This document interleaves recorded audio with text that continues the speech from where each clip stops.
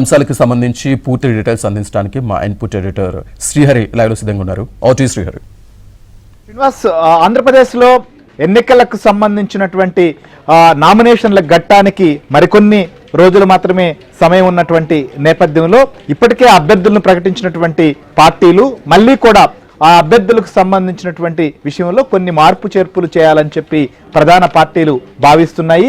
So స్థానికంగా ఉన్నటువంటి రాజకీయ సమీకరణలు కావచ్చు, లేదా అభ్యర్థుల పైన స్థానికంగా వ్యతిరేకత కానీ, లేదా వారికి సర్వేల నేపథ్యంలో కూడా వారిపై వస్తున్నటువంటి అనేక రకాలైనటువంటి అభిప్రాయాల నేపథ్యంలో కొన్ని సీట్లు అయితే మాత్రం మార్పులు జరిగేటువంటి పరిస్థితి చాలా స్పష్టంగా కనిపిస్తోంది.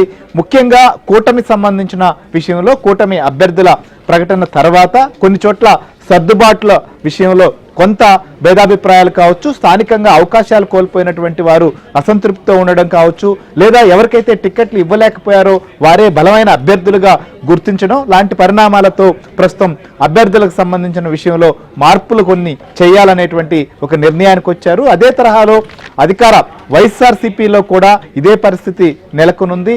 సో మనం నిన్న చూసాం, కడపలో వైఎస్ షర్మిల ప్రచారం చేస్తూ కూడా ఇక్కడ కడప అభ్యర్థి అవినాష్ రెడ్డిని కూడా మార్చాలి, కొత్త పేరును కూడా తెరపైకి తీసుకొస్తున్నారు, అసలు హత్యలు చేయించినటువంటి కుటుంబాలకు టికెట్లు ఎలా ఇస్తారు అనేటువంటి అంశం పైన చాలా తీవ్ర స్థాయిలో విరుచుకుపడింది. మరొక వైపు నర్సాపురం సిట్టింగ్ ఎంపీగా ఉన్నటువంటి రఘురామ కృష్ణరాజు విషయంలో కూడా పార్టీ కావచ్చు, లేదా ప్రజల్లో ఉన్నటువంటి అభిప్రాయం నేపథ్యంలో ఆయనకు న్యాయం చేయాలని చెప్పి చంద్రబాబు నాయుడు కూడా నిన్న ఉండి నియోజకవర్గం కార్యకర్తల సమావేశంలో మాట్లాడుతూ కూడా ఈ విషయాన్ని ప్రస్తావించారు. రఘురామరాజు కూడా ఖచ్చితంగా బాగా అక్కడ ఉన్నటువంటి ప్రజల విషయంలో కావచ్చు, లేదా రాష్ట్రంలో నెలకొన్నటువంటి అన్ని విషయాల్లో కూడా ఆయన గళం వినిపించడమే కాకుండా జగన్ బాధితుడు అనేటువంటి విషయాన్ని ప్రస్తావించడంతో పాటు రామరాజు కూడా కష్టపడ్డాడు, అయినప్పటికీ ఇద్దరికి న్యాయం చేస్తామన్నారు. సో ఈ నేపథ్యంలో కొన్ని సీట్లు అయితే మార్పులు జరగబోతున్నాయి. ఇంకొక వైపు కూటమి నాయకులు కూడా చర్చించారు ఇప్పటికే. సో ఈ నిర్ణయాలను కూడా అధిష్టానం దృష్టికి తీసుకెళ్తారు. అధిష్టానం కూడా వీటిపైన స్థానికంగా ఫీడ్బ్యాక్ తీసుకుని ఒక నిర్ణయం తీసుకుంటారు, తర్వాత అధికారికంగా ప్రకటించబోతున్నారు. అయితే ప్రస్తుతం ఆంధ్రప్రదేశ్లో ఏ సీట్లను మార్చే అవకాశం ఉంది, ఎవరి స్థానంలో ఎవరిని కొత్తగా తెరపైకి తీసుకురాబోతున్నారు అనేటువంటి అంశం పైన మా ఏపీ బ్యూరో చీఫ్ రామారావు మనతో పాటు లైవ్ లో ఉన్నారు. అలానే ఢిల్లీలో కూడా ఈ ఏదైతే ప్రతిపాదనలన్నింటినీ కూడా అధిష్టానం దృష్టికి తీసుకెళ్లిన తర్వాత ఢిల్లీలో కూడా దీనికి సంబంధించిన విషయంలో ఎలాంటి కసరత్తు చేస్తోంది, వారు దీనిపైన ఎలాంటి స్పష్టత ఇవ్వబోతున్నారో కూడా మా ఢిల్లీ బ్యూరో చీఫ్ కృష్ణ మనతో పాటు లైవ్ లో ఉన్నారు. రామారావు చెప్పండి, నిన్న సమావేశం అనేది కూడా చాలా ముఖ్యం.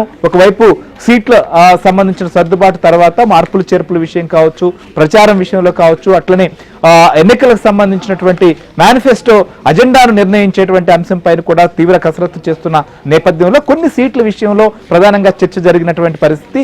కూటమి విషయంలో ఎలాంటి చర్చ జరిగింది, ఏ స్థానాలపైన చర్చ జరిగింది, ఎలాంటి అభిప్రాయాలు కూడా వ్యక్తమయ్యాయి?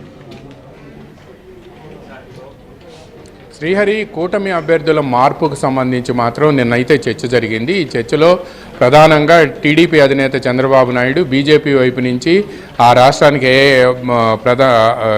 బీజేపీ అఖిల భారత పార్టీకి ప్రధాన కార్యదర్శి అరుణ్ సింగ్తో పాటు రాష్ట్ర వ్యవహారాల ఇన్ఛార్జి సిద్ధార్థనాథ్ సింగ్ కూడా పాల్గొన్నారు. అదేవిధంగా రాష్ట్ర పార్టీ అధ్యక్షురాలు దగ్గుబాటి పురంధేశ్వరి కూడా సమావేశమయ్యారు. దీంతో పాటు జనసేన అధినేత పవన్ కళ్యాణ్ కూడా ఈ భేటీలో పాల్గొన్నారు. ముఖ్యంగా మూడు పార్టీల మధ్య ప్రధానమైన చర్చ అయితే మాత్రం రాజమండ్రి లోక్సభ నియోజకవర్గం పరిధిలోని తూర్పుగోదావరి జిల్లా అనపర్తి స్థానంలో బీజేపీ కేటాయించారు. అయితే బీజేపీకి స్థానికంగా బలం లేకపోయినప్పటికీ ఆ స్థానం కేటాయించడం పట్ల అక్కడున్న తెలుగుదేశం పార్టీకి సంబంధించిన నియోజకవర్గం ఇన్ఛార్జి నల్లమిల్లి రామకృష్ణారెడ్డి తీవ్ర అసంతృప్తి వ్యక్తం చేయడమే కాకుండా ఆయన అనుచరులు ఆయన ఇండిపెండెంట్గా పోటీ చేయాలని చెప్పి తీవ్రమైన ఒత్తిడి తీసుకొచ్చారు. ఈ నేపథ్యంలోనే నల్లమిల్లి రామకృష్ణారెడ్డి ఒకవేళ నల్లమిల్లి రామకృష్ణారెడ్డి కాకుండా బీజేపీ అభ్యర్థి అక్కడ పోటీ చేస్తే మాత్రం అనపర్తి కారణంగా రాజమండ్రి లోక్సభ అభ్యర్థిగా పోటీ చేస్తున్న రాష్ట్ర అధ్యక్షురాలు దగ్గుబాటి పురంధేశ్వరికి కూడా ఇబ్బందులు ఏర్పడే అవకాశం ఉంది.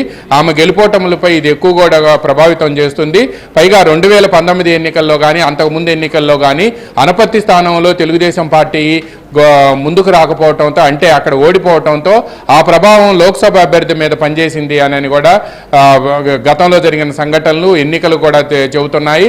అందువలన ఎట్టి పరిస్థితుల్లో కూడా అనపర్తి స్థానాన్ని మార్చి దానికి బదులు ఇంకో స్థానం బీజేపీకి ఇవ్వాలి అని చెప్పి బీజేపీ వైపు నుంచి కూడా గట్టి ప్రతిపాదన వచ్చింది. ఈ నేపథ్యంలోనే అనపర్తి స్థానాన్ని నల్లమిల్లి రామకృష్ణారెడ్డి అంటే తెలుగుదేశం పార్టీకి ఇచ్చేసి చిత్తూరు జిల్లా తంబళ్లపల్లిలో అక్కడ బీజేపీకి ఆ స్థానాన్ని ఇవ్వాలి అనే ఒక ప్రతిపాదన అయితే నడిచింది.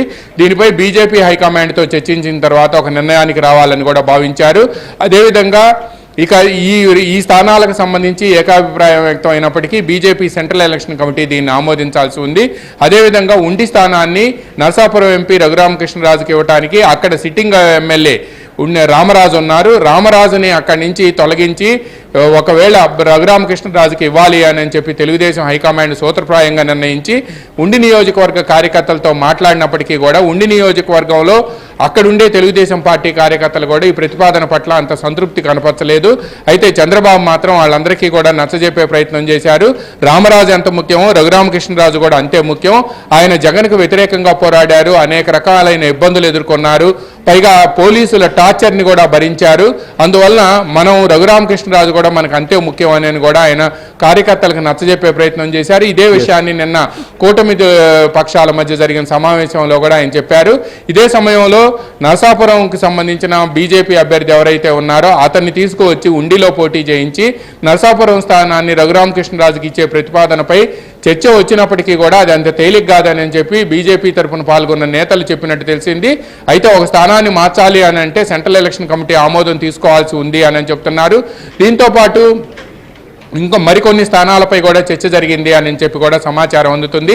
అదేవిధంగా శ్రీకాకుళం జిల్లాలో పాతపట్నంలో అక్కడ పాతపట్నానికి సంబంధించి కలమట వెంకటరమణ ఇన్ఛార్జిని మార్చి వేరే వాళ్ళకి అక్కడ టికెట్ ఇవ్వటం పట్ల కూడా ఇటీవల 4 రోజుల క్రితం అంటే ఉగాది పర్వదినం రోజున శ్రీకాకుళం ఎంపీ అభ్యర్థిగా పోటీ చేస్తున్న సిట్టింగ్ ఎంపీ రామ్మోహన్ నాయుడు కలమట వెంకటరమణ తీసుకొని చంద్రబాబు వద్దకు వచ్చారు.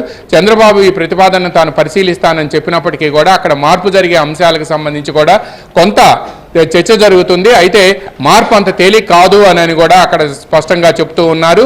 ఎందుకంటే అభ్యర్థి ఎంపిక పూర్తయ్యి ఆయన తను క్షేత్రస్థాయిలో ప్రచారం జరుగుతున్న తరుణంలో మారుస్తారా లేదా అనేది కూడా క్షేత్రస్థాయిలో ఉండే ఫీడ్బ్యాక్ ఆధారంగా నిర్ణయం తీసుకుంటారు అని చెప్తున్నారు. మరికొన్ని స్థానాల్లో తెలుగుదేశం పార్టీ అభ్యర్థులు ఎవరైతే ప్రకటించారో వాళ్లకు వ్యతిరేకంగా కొంత స్థానికంగా ఉండే ఇన్ఛార్జీలు కానీ లేకపోతే నేతలు కానీ అసంతృప్తి వ్యక్తం చేస్తున్నప్పటికీ వాళ్ళందరినీ కూడా పిలిపించి మాట్లాడాలి అని చెప్పి కూడా వాళ్ళు నిర్ణయించారు. అయితే కూటమి అభ్యర్థుల్లో మార్పులు చేర్పులకు సంబంధించి జనసేన అధినేత పవన్ కళ్యాణ్ కానీ బీజేపీ వైపు నుంచి పాల్గొన్న 3 నేతలు కానీ టీడీపీ అధినేత చంద్రబాబు నాయుడు కానీ మరోసారి చర్చించి ఈ రోజు సాయంత్రం లోపో లేకపోతే రేపు ఉదయం లోపో నిర్ణయం తీసుకుందామని చెప్పి భావించారు. ఎందుకంటే 18వ తేదీ నుంచి ఇవాళ ఆల్రెడీ 13వ తేదీ 18వ తేదీ నుంచి నామినేషన్లు ప్రారంభమవుతుండటంతో రాబోయే 2 రోజుల్లో క్లారిటీ ఇస్తే బాగుంటుంది అని కూడా వాళ్ళు భావించారు. అన్నట్లుగా కూటమికి సంబంధించిన విషయంలో మనం చూస్తున్నాం, ఎక్కడైతే అసంతృప్తులు ఉన్నారో వారితో అటు చంద్రబాబు నాయుడు నేరుగా మాట్లాడుతున్నారు, ఇంకోవైపు పవన్ కళ్యాణ్ కూడా తిరుపతికి వెళ్లి అక్కడ ఉన్నటువంటి పరిస్థితులపైన మాట్లాడారు. అలానే మిగిలిన స్థానాల్లో కూడా వారు పోటీ చేస్తున్న స్థానాల్లో అక్కడ ఉన్నటువంటి పరిస్థితులపైన సమీక్షిస్తున్నారు. అయితే అధికార పార్టీలో కూడా ప్రస్తుతం ఇదే పరిస్థితి నెలకొని ఉంది.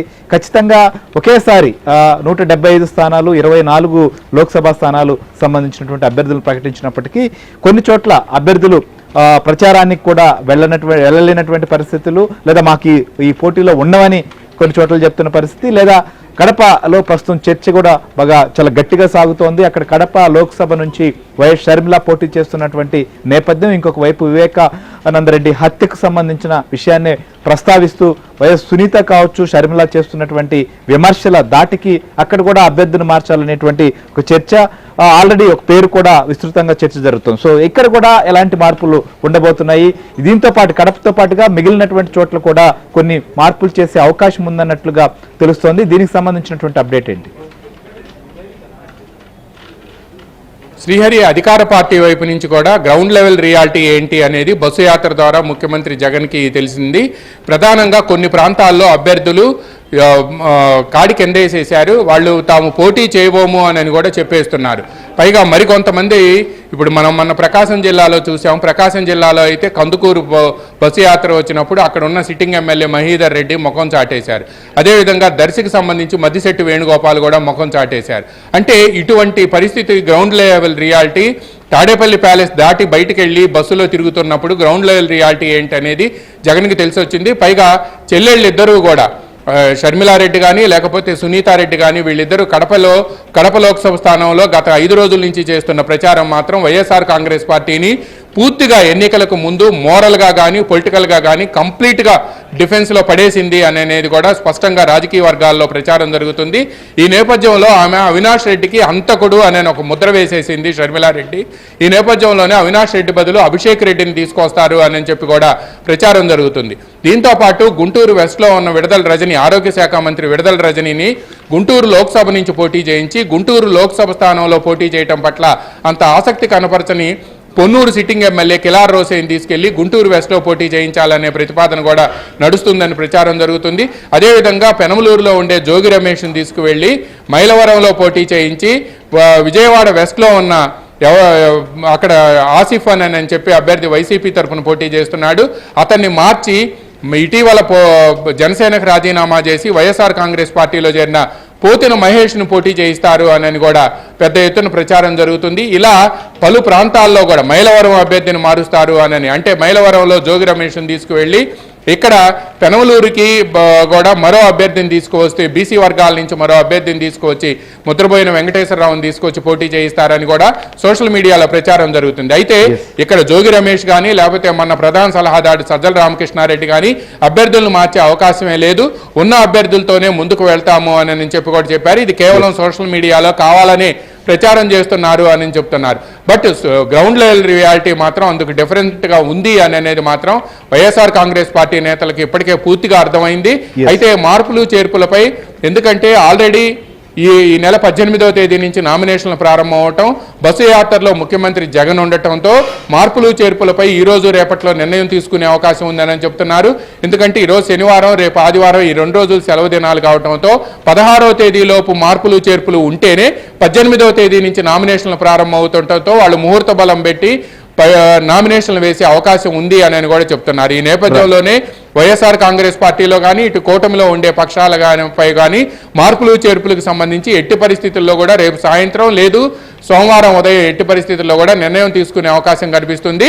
బట్ వైఎస్ఆర్ కాంగ్రెస్ పార్టీకి నేతలకు మాత్రం గ్రౌండ్ లెవెల్ రియాలిటీ ఏంటి, క్షేత్రస్థాయిలో పరిస్థితి ఏం జరుగుతుంది అనేది మాత్రం స్పష్టంగా అవగాహనకు రావడంతో ఇప్పుడు మనం ఒకేసారి 175 మంది అభ్యర్థులు 24 లోక్సభ స్థానాలకు సంబంధించిన అభ్యర్థులను ప్రకటించినప్పటికీ కూడా క్షేత్రస్థాయి వాస్తవాలు భిన్నంగా ఉన్నాయనేది బస్సు యాత్ర ద్వారా తెలుస్తుంది. ఆశించిన స్పందన రాకపోవటం, అదేవిధంగా డబ్బులు ఇచ్చి తోలినా కూడా జనం రాకపోవటం, వచ్చిన జనం కూడా ప్రసంగం పూర్తి కాకముందే వెళ్ళపోవటం, పైగా క్షేత్రస్థాయిలో ప్రచారం చేస్తున్న అభ్యర్థులకి ప్రజల నుంచి వస్తున్న సందేహాలు, ప్రశ్నలు కూడా వాళ్ళని ఉక్కిరిబిక్కిరి చేస్తున్నాయి. అందువల్లనే కొన్ని చోట్ల అభ్యర్థుల మార్పుపై ఆలోచన చేస్తే ఎలా ఉంటుంది అనే చర్చ మాత్రం ఆ పార్టీలో జరుగుతుందని మనకు సమాచారం అవుతుంది. రామారావు, మీరు చెప్పినట్లుగా అటు అధికార పార్టీలో కూడా ఖచ్చితంగా కొన్ని స్థానాలకు సంబంధించిన విషయంలో వారు ఇప్పుడు ప్రస్తుతానికి కొంతమంది ఖండిస్తున్నప్పటికీ చర్చ అయితే మాత్రం చాలా విస్తృతంగా జరుగుతోంది. కడప విషయానికే పులివెందులలో నియోజకవర్గంలో ఓ మండలానికి సంబంధించిన వ్యవహారాలు చూస్తున్న అభిషేక్ రెడ్డిని కూడా తీసుకొస్తారు అనేటువంటిది కూడా చర్చ అయితే మాత్రం చాలా బలంగా ఉన్న నేపథ్యంలో ఏం చేస్తారో కూడా చూద్దాం. అయితే కూటమి సంబంధించినటువంటి అభ్యర్థుల మార్పులు చేర్పులు కావచ్చు, ముఖ్యంగా నర్సాపురం పార్లమెంట్ నియోజకవర్గం పైన తొలి నుంచి కూడా చాలా తీవ్ర ఉత్కంఠ నెలకొంది. అది భారతీయ జనతా పార్టీ తీసుకోవడం, అక్కడ అభ్యర్థిని ప్రకటించడం జరిగినప్పటికీ సిట్టింగ్ ఎంపీ రఘురామకృష్ణరాజు విషయంలో ఖచ్చితంగా అటు ప్రజల్లో కూడా వస్తున్నటువంటి చర్చ కావచ్చు, పార్టీలు కూడా ఆలోచిస్తున్నాయి. ఖచ్చితంగా ఆయన ఏ రకంగా ఆయన ఎక్కడ అకామిడేట్ చేయాలి